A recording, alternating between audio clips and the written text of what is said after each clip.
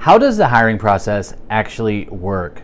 My name is Joel Algie. I've been in recruiting for coming up to a decade. You can go verify me on LinkedIn, where I've got 190,000 followers. I'm making this video because I know when you're on the job search, it's extremely frustrating.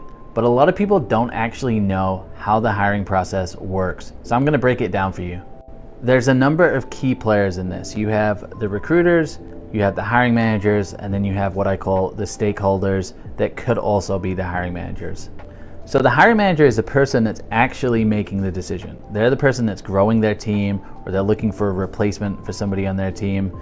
They are the people that are gonna make the decision.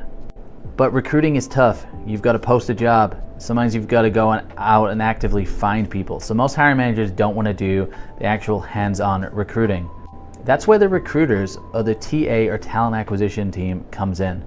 The hiring manager says, look, we've got an open role due to growth or because we need to replace somebody. Can you help us find the right candidate? The recruiter says, sure. But first, we need to sit down. We need to talk about exactly what you're looking for.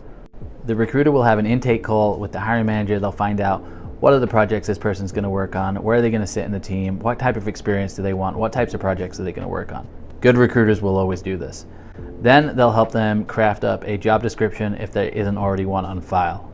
Once they've done this, they will post the jobs on LinkedIn, Indeed, maybe Dice, depending on the type of role, or other job platforms that might make sense. Once they've posted it, they're going to wait for people to apply.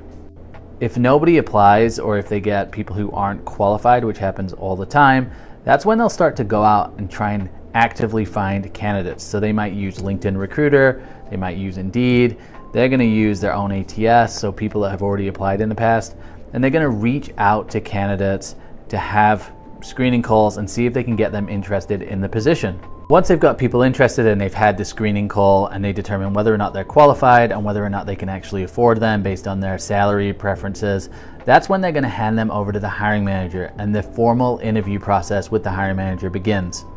So the hiring manager doesn't even see your resume until the recruiter screens you. This is why when it comes to resumes, you actually want to keep them simple. Simple enough for the recruiter to know that you're qualified based on what you've accomplished for the job.